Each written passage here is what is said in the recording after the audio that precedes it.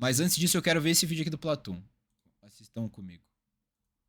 There have been a lot of insane developments during this offseason, but one that everyone is talking about is the retirement of both Sassy and Tens from Sentinels and Você Pro causou Play uma treta, altogether. ô Nando? Today, I am officially announcing that I am retiring from competitive Valorant. Both these players were massive reasons for Sentinels' success in 2024, so it's only natural to wonder how Sentinels will do without them.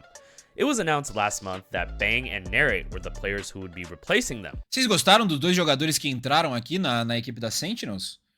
Do Bang e do Narrate no lugar do Tens e do Sassy? Eu quero ver qual que vai ser o argumento do Platoon aqui pra falar se acertaram ou não, mas eu gostei muito.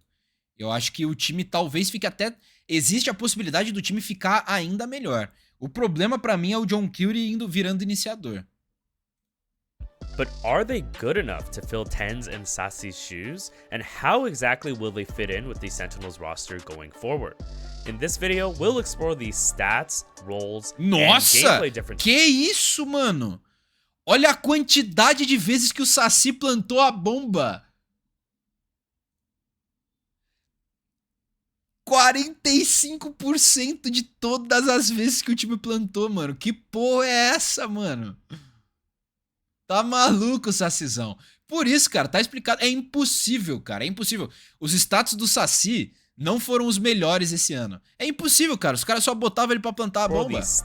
Muito foi de Gecko, né? Muito foi de Gecko também, mas porra. The old and new Sentinels players to determine what the roster changes really mean for Sentinels as a team. What new strengths could they bring to the table, and what new problems might come up? Oh, it's fixed now. There we go. What's Harry doing now?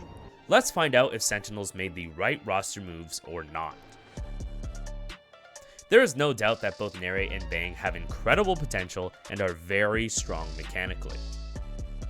Just by watching VCT this year, you could tell that both players were some of the best players in their roles, but the stats also speak for themselves. In my last video, I looked at kill impact across VCT 2024, as well as which players were the best at winning items. Se você não assistiu o nosso react a esse vídeo, tem um vídeo aqui no canal que é qual é o melhor jogador de 2024. E esse cara aqui, o mesmo cara que tá fazendo esse vídeo, que é o Platoon, ele faz um vídeo mostrando em números, em análises, em dados, em tabela, em tudo, em gráfico, qual jogador teve o maior impacto. E inclusive ele destaca ali no final o Les e o Twiz como jogadores mais mortíferos, talvez dê pra falar assim, né? Que é muito difícil você ganhar um duelo 1x1 dele. Duels. Both players stood out as some of the most impactful players in the world, but also as some of the deadliest players. Olha aí a tabela que eu falei. They were both among the top 10 hardest players to fight in isolated duels from the 2024 season. Since Sassy was never known to be a particularly strong mechanical player, these changes can only be seen as an overall firepower upgrade. But as we all know, there are a lot of contributions that both Sassy and Tens both brought to Sentinels, which made the entire team mesh together as a unit. What is happening right now? When you guys want to plan something, we're planning too fast. Okay. Second thing, when you guys talk too fast, it gives us an anxiety, and we're not thinking like straight. You know. Yeah. Keep calm. The play is gonna be there anyway. Like it's not gonna change anything. It's gonna be even better. Let's talk about what made Sentinels such a strong team this year, and this is generally what makes every team a good team. For any team system to work well, you need a good number of playmakers to open up rounds and challenge enemy setups, while also having extremely solid and disciplined players who can direct your team towards high win percentage situations. You need everyone working together to maintain this delicate balance, because when it's thrown out of whack, you'll either see teams over-peaking and unable to control the chaos of a round, or teams who play way too passively and let their opponents run them over. Everyone has their role in keeping this balance, and the strats that teams run definitely come into play, but sometimes certain players need to step up to take risks, and certain players need to step down to play a bit more disciplined than they normally do. Each round involves different strats and unique situations, but the best teams in the world are all still able to keep this balance. A massive reason that Sentinels were able to maintain this balance consistently was because of direct contributions from both Tens and Sassy. TenZ was a massive playmaker for Sentinels, and was always ready to take opportunities that could swing the game in their favor. TenZ really thrived in playing around these small timings during chaotic situations, and he has a natural awareness for finding these moments. When you pair this with his strong mechanics, he becomes one of the best playmakers in the world, and certainly won a lot of O rounds. Saci no Ultimate Pronto elogiou muito o TenZ. Não sei se chegaram a ver isso. Tem um corte, eu acho, do Ultimate Pronto que é só falando sobre o TenZ. O quanto que o TenZ surpreendia o Saci em alguns momentos. Que era o TenZ talvez ele fosse meio inconstante. Mas quando ele tava ali no alto, mano, ele acabava com o jogo, né? Ele criava umas plays bizonhas. Round for Sentinels playing this way. Focus towards CT. 2 players waiting in the smoke, and look at that deadly little duo. You don't want that. You don't want that. In my opinion, TenZ's biggest strength was when he was playing the weak side on defense. Sometimes a team's weak side is just way too weak, in the sense that enemies start feeling comfortable gaining free control, but TenZ always made sure that opponents had to second guess themselves towards that side of the map. TenZ always made their opponents work for every little inch. First trip cleared, the dog went all the way around the Isso foi bonito também, tá? Here's a clip against DRX at Champs, where TenZ is rotating onto A after Sentinels have already lost the site. DRX are even able to get the Cypher ult off, but this does not scare TenZ away yet. He gets a spam kill on the bomb planter, which buys just enough time for Zelsis to rotate over and drop the Aftershock, and this leads to winning the entire round. Perfect. Flashback. He's got too much to overcome there. It's easy to imagine a more passive Omen player just TP away in the position that TenZ is in after being revealed by the Cypher ult. But TenZ always knows how to mix in the playmaking that Sentinels need to maintain that perfect balance of aggression. E o TenZ parece ser moleque de coração bom também, né?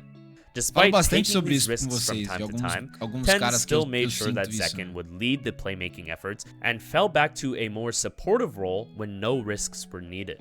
When we look at total first engagements from each player on Sentinels, Zekken is by far the leader with 653. TenZ was still second on this list, but only had 292 first engagements, showing that he clearly knew how to balance his duties as a support player. Vocês lembram como que era o da EG de 2023? O da EG era muito parelho isso aqui, cara. Era tipo Jaldimo, Boost e Demon One. Era mais ou menos isso, mas era muito parecido. Olha a diferença, né, do Zekken. Here's a great example of how Boost ele é meio maluco, his por role isso as a que playmaker facilitava and também. support in a single round. Against NRG on Sunset, TenZ crosses to the right side of B main. He narrowly avoids being seen by the Cypher Cam from NRG, but was initially hit by the Sky Flash. Take note how John QD intentionally makes sound to make NRG think that he was the one hit by the Sky Flash and no one has actually crossed to the box. You can even see NRG ping it out. Isso foi legal. John QD has helped set up TenZ in a great position to make a play, and he delivers by getting first blood, then TPing out to safety. Now he can fall back to a supportive role to close out the round. From here, he uses the info from the Cypher Cam to place an amazing Omen flash for John to secure the round. Keep in mind that this entire exchange happened on the weak side of the map, where we often see a lot of control forfeited, but TenZ helps sprinkle in the playmaking required to keep enemies guessing. Zekken may have led the playmaking efforts on Sentinels, but it was TenZ who knew how to fill in the gaps and knew exactly how to work with every player to make things happen. And perfectly so! Welcome back to the international stage, TenZ! We bloody missed you. But no way! We still got it! On the other hand, Saci knew how to take on the super supportive role that really enabled his teammates to succeed. Saci was the one doing the toughest jobs, which require a lot of discipline and patience. He was responsible for the large majority of spike plants on Sentinels, having planted the spike 269 times, which is about 45% of Sentinels' total bomb plants. Playing this role isn't easy, because you will rarely get easy fights, end up having to play a lot of unfair clutches, and often have to sacrifice your own timings to ensure that you can throw good utility for your team. Here's a round against Gen G at Champs, where Saci is buying full utility and holding onto his classic with no armor. Keep in mind, this is Icebox. The entire rest of his team is enabled to upgrade their pistols and play into the round with less utility. O Saci, a realidade também é que o Saci ele entendeu o Valorant. Quando ele percebia que o time dele era uma merda, ele jogava pra ele. Que foi a época da VKS. E aí ele matava 40, mano. Que ele usava os recursos pra ele comprava os bagulhos só pra ele, sabe? Ele não jogava pros caras. Agora, quando ele começou a entrar na Loud, que ele começou a perceber que o time dele já tava melhor, que ele tava com um time bom, aí ele começou a diminuir o desempenho dele individual e reforçar o time pros outros performarem. É nítido ver isso, até nos status, mano. E aí, quando você vê ele na Sentinels, parece que ele fez mais ainda isso. Não sei se pela comunicação, sabe, por se sentir mais livre e tudo mais, mas ele fez mais ainda. Because Saci is sacrificing his own kit to buy enough utility for the team. Saci has to start this round by holding mid safely. Que você não jogou assim na GL? While everyone Eu joguei, else cara. sets up for Esse foi meu erro, porra. When Genji make their presence known. Cadê? Se o Platum fizesse uma análise aqui, ó. Quantas vezes o Nyang plantou a Spike? Eu ia estar com 80% de total plants, porra. De Sage ainda. Plantando e morrendo pra veneno, gelo, molotov da Killjoy. E pra Jet abrindo em cima sem ninguém me dar cover. Sets up for an opening fight. When Genji make their presence known in A main, instead of just joining the fight through screens, which feels the best as a rotator, he's throwing a recon, then going to rafters to shock the plant spot, which actually gets a lot of damage onto KO. Finally, he has to drone for his team to start the retake. He has not shot a single bullet yet and has to play a full retake. Despite also being the one who ends up tapping the bomb, he hits a couple nice shots to give his team the advantage. John's not able to stick around. One Malia that they had. Saci with two big ones. A mira do Saci é um bagulho que eu nunca entendi muito then bem. Sticks the bomb half again before closing out the round himself. Gotta get it to half. Pauses for the fight as Saci gets 3. This is the work of a world-class support A mira player dele parece who uma mira throws meio natural, sabe? Tipo, eu não consigo ver o Saci como um cara que treina a mira, que joga 500 DM, que faz Ainlab, que faz Kovac. Mas ele vai matar. Ele vai matar. O posicionamento de mira dele é muito bom e eu acho que a noção dele é tão boa que mesmo que ele não tenha a melhor mira, a mira dele ainda é muito boa. É uma mira intuitiva, é esquisito, né? É difícil de conseguir explicar isso, né? Mas é uma mira muito natural, tá ligado? Perfect utility to enable his team to focus tipo, pra eu matar no Valorant, sem sacanagem nenhuma, imagino que a maior parte de vocês é assim também. Mano, eu tenho que jogar em lab, eu tenho que jogar DM, eu tenho que aquecer, e eu tenho que entrar na partida me concentrando, tipo assim, me movimentando direitinho, dando tap, porque se eu atirar que nem o Asuna, por exemplo, correndo, pulando, atirando no meio da smoke, eu não vou matar, mano. Se eu ficar dando spray, eu não vou matar. Eu tenho que atirar o mais bonito possível pra eu conseguir pegar uma kill. O Saci parece que, tipo assim, mano, ele viu o cara, ele agacha, dá spray, ele mata. Tá ligado? E aí ele tá tirif do nada, ele dá 3 pedradas. Tipo, é muito diferente, mano. Fighting, and then still has the ice in his veins to pull off the clutch. Eu não acho que ele atira bonito, mas ele sempre mata, mano. Tá ligado? Both não é uma Saci crítica and isso. Tens played roles where they could thrive and play to their strengths, but it also worked seamlessly with maintaining their team's balance of playmaking and discipline. So what about Bang and Narrate? Are they even players who are capable of doing similar things for Sentinels? The good news is both these players exhibited potential to lead their team as playmakers, but could also play the late round scenarios and make smart and disciplined decisions. Earlier, I mentioned that Bang was one of the highest impact controller players in the world, and for good reason. He was a great playmaker for 100 Thieves and sought out opportunities to open up a lot of rounds. At the Sen City Classic, we already saw him in positions we normally see Tens play, and he was equally as successful. He faked the TP in a word. Alright, come on, you gotta get this one. Boom. Wow. But we also know that he's capable of closing out rounds and playing the later times, with some of his best clips being clutches. With Divide, now noted, just playing here against time, up on top of the room! Narrate jumped around playing both Duelist and Initiator for KC last year, so he also has high-level experience opening up rounds. O Narrate é a grande dúvida desse time pra mim. Narrate also found himself in a lot of tough spots last year, playing a more supportive role for KC, and he also managed to pull off some of the nastiest clutches we've ever seen. So theoretically, both Narrate and Bang have the potential to fill in the role gaps, but just because they can, doesn't mean that Sentinels will automatically function as a team again. The biggest problem is finding that balance of playmaking consistently on every map and every comp that they want to play. I'm sure you also felt that something was a bit off during the Sen City Classic, and there were clearly certain Individualmente o Narrate ele é muito bom. Right. O problema pra mim do Narrate é como o time tá ligado? As funções dentro do time. We can't play double spawn. We have to actually play up. We're giving them too much. Não vi o Turkish, I guess não. that's what happens when you play up. Listen to this round on Haven, where Sentinels get an uncontested plant on C, but are in a 4v5. 30 seconds left. I'm getting in a pivot spot. I can stun spawner garage. I'll hold for dart as well. We should look for something, guys. We should look for something. We can't just pull you till. Just come for nothing. I'm on that spawn to delay. You guys go garage. Yeah, it's good, it's good. We have garage. Oh, no. Nice. I'm on 20 On the spawn. Right now, darted. Oh, bro. Coming out spawn. We just spawn. 2 on the left. 2 on the left. On 3, on 3. Player standing. Omen is low, Nice.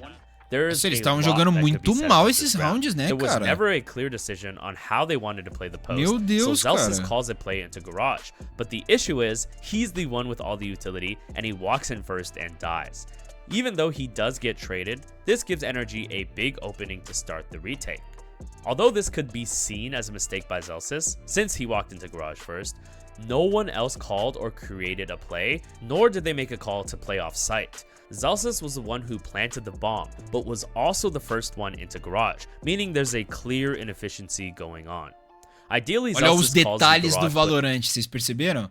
Ele falando sobre... Isso daqui é o Zelsis tentando salvar o time, mano. O Zelsis tá vendo que o time tá sendo bunda mole, que o time não tá querendo fazer nada, e ele tá tentando puxar a proatividade. E aí entra o que o Saci ensinou, por exemplo, pro Aspas. Se o seu time tá fazendo merda, não seja você o outro a fazer merda também. Nessa situação aqui, o Zelsis realmente não deveria ser o cara que vai, mano. Além dele ter plantado, ele tava com todos os recursos. Ó, vou tirar a câmera. Ele tá com todos os recursos, mano. Nunca era pra ele ter sido o cara que entra na DD. Só que como ninguém entra, ele entrou. push while he's planting the bomb so someone else can get in position for him. But let me just show you what he's used to from last year. This is a very important round that Sentinels played against Heretics at Champs. This round breaks down into a 3v3. Porque o John tá de iniciador, ele tá tentando fazer essa troca, mano. Once he challenges the Killjoy turret, he uses Omen ult towards A, giving Sentinels a free plant. Zelsis is also planting the bomb this time. But exatamente, meu guru. O problema é que os caras são um time, né, velho? Try and make a play into defender's spawn. This makes it way easier for Zelsis sim, to Lulu. support someone after the plant. Vou voltar a fazer live immediately frequente. moves to be able to throw good support utility, while TENS constantly looks for timings to challenge Heretics on the retake. Together, they create a beautiful opportunity to win an incredibly important round. I'm not trying to praise or criticize anyone. Iniciador e sentinela é uma diferença grotesca?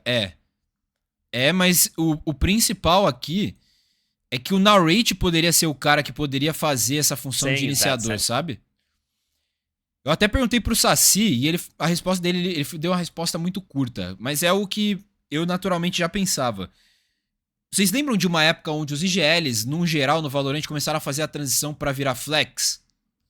É mais ou menos o que o John Curie tá tentando fazer agora, sabe? Ele tá tentando virar esse flex pra estar junto do bonde, pra ele poder ter uma leitura melhor. O problema disso é que quando ele era o sentinela, provavelmente ele tinha o Saci e o Zelsis pra ajudar ele passando cal. Então, às vezes, o Saci passava a info, mesmo que o Saci não ditasse o que tinha que fazer. Agora, ele de iniciador, ele é esse cara. O que é positivo por um lado, mas também é negativo por outro. Talvez falta mais alguém. Antes parecia ser Zelsis e Saci. Agora só sobrou o Zelsis. Eu acho que talvez tá faltando mais alguém pra ser essa voz com o John Curie, sabe? E aí talvez ele nem precisava virar flex, mano. Flex e ser iniciador. More so the balance of aggressive and passive playstyles. However, agents and team comps still do play a factor. Narrate played Cypher for most of their games, but was playing Yoru on Bind. Again, there's no doubt that Narrate and the rest of Sentinels played their agents well, but the point is how the teams balance their playmaking. Narrate is suddenly going from Cypher, who has a lot of quiet moments, to an agent who is the centerpiece of all plays. I found that sometimes he played more passively than I'd like to see from a Yoru, like this pistol round where he immediately TPs out of long after he gets a kill. He could have stayed around longer to deny more utility, like the Sky Dog, which clears all of long. NRG's information advantage in long eventually normalmente, galera, é o cara que tem que tentar fazer essa mudança, né, essa responsabilidade, não pode ser o duelista, porque normalmente o duelista ele entra e primeiro ele morre, né? Tinha que ser realmente, às vezes, um outro cara que pode estar até do outro lado do mapa. Por isso que é muito importante, às vezes, você ter um controlador que tem uma voz ativa, você ter um flex que tem uma voz ativa. O que era pra ser John Kill e Zelsis, né?